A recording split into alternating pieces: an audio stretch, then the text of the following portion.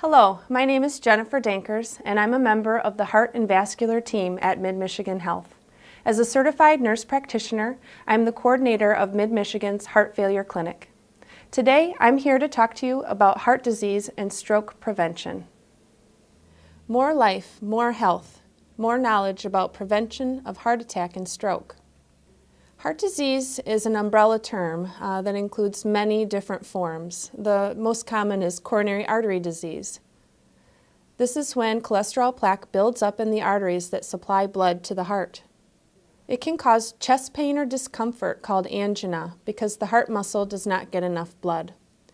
A heart attack occurs when the plaque totally blocks an artery carrying blood to the heart.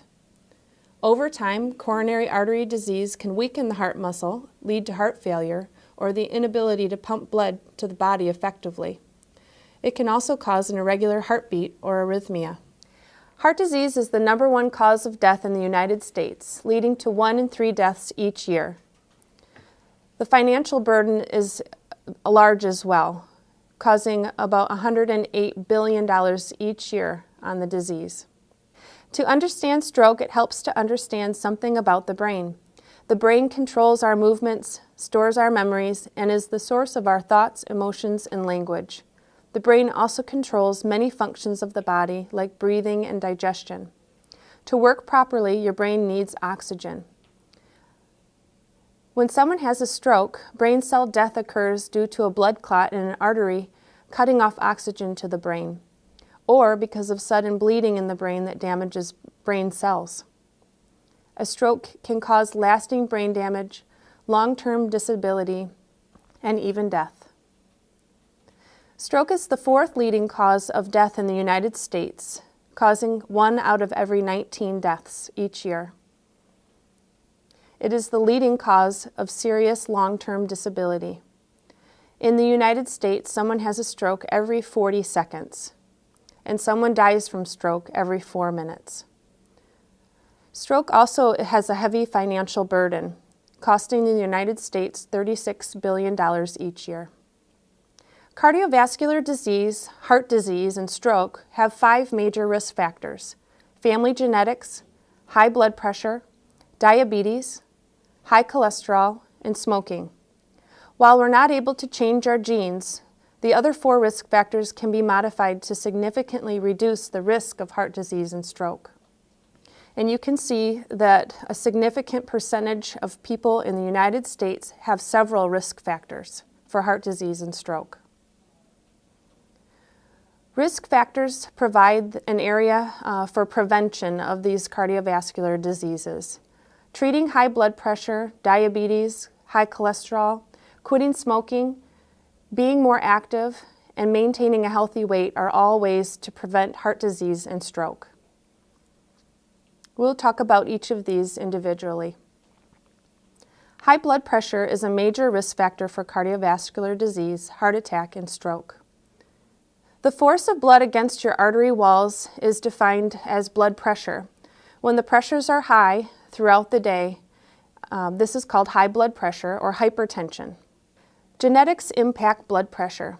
Increasing age, as well as race, other medical conditions, and family history combine with other factors to elevate blood pressure. In addition, lifestyle impacts blood pressure. A diet high in sodium and not enough potassium, as well as being overweight, physically inactive, using heavy amounts of alcohol, or smoking also increase blood pressure. There are several benefits to lower blood pressure, including decreased risk of heart disease and stroke. In fact, lowering your blood pressure 12 to 13 points for 4 years can reduce your heart disease risk by 21%, reduce your stroke risk by 37%, and overall reduce your total cardiovascular death by 25%. Most people have a blood pressure goal of less than 120/80. Knowing your numbers and screening for high blood pressure can help prevent cardiovascular disease such as heart disease and stroke. To reduce blood pressure, eat a diet that is low in sodium, maintain a healthy weight, be physically active, limit your alcohol use, know where you stand, and get treatment if you have hypertension. The next risk factor we'll talk about is diabetes. The food we eat during the day is turned into glucose or sugar for our bodies to use as energy. The pancreas, an organ that lies near the stomach, makes a hormone called insulin to help glucose get into the cells of our bodies. Diabetes occurs when the blood sugar levels or glucose levels are above normal. This can happen as the body is either not able to make enough insulin or is unable to use its own insulin as well as it should, or a combination of both. This causes sugars to build up in the blood. 75% of people with diabetes die of some form of heart disease or blood vessel disease. Lifestyle impacts diabetes risk. Eating a diet that's high in calories, high in fat, and high in sugar can lead to diabetes, as well as being overweight and physically inactive. There's also a genetic component to diabetes as well.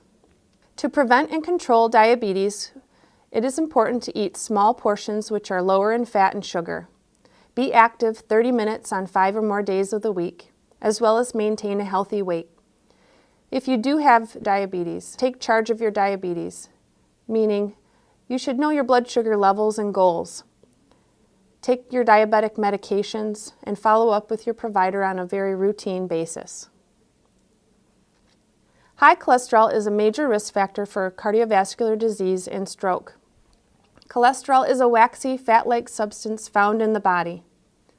Extra cholesterol can build up in your arteries and form plaques. The plaque can build up in narrow arteries, causing less oxygen and blood to be available to the tissues. The different forms of cholesterol made up in the body include LDL, or the bad cholesterol, HDL, the good cholesterol, and triglycerides. Genetics impact cholesterol. Cholesterol can increase with age, as well as other medical conditions and family history. To maintain a normal cholesterol level, it is important that you eat a healthy diet, avoiding saturated and trans fats, increase your fiber intake, and maintain a healthy weight.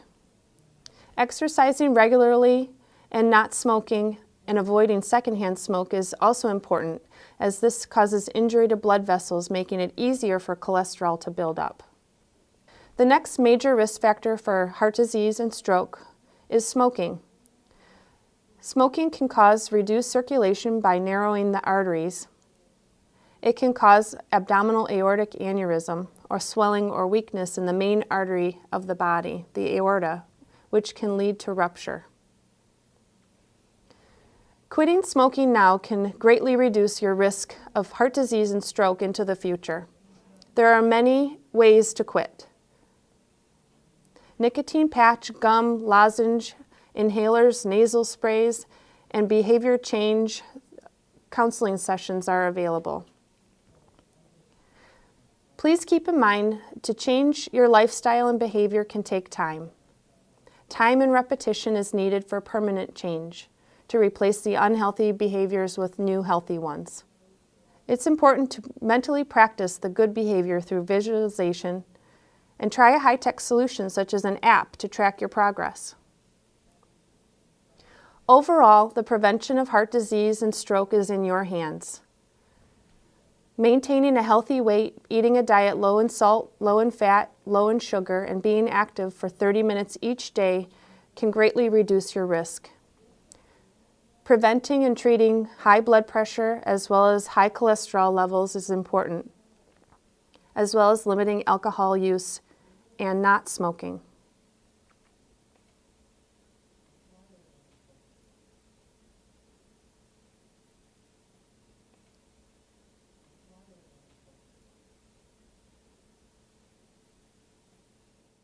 I hope you found the information on heart disease and stroke prevention helpful. At Mid-Michigan Health, we celebrate the power of health throughout life with you.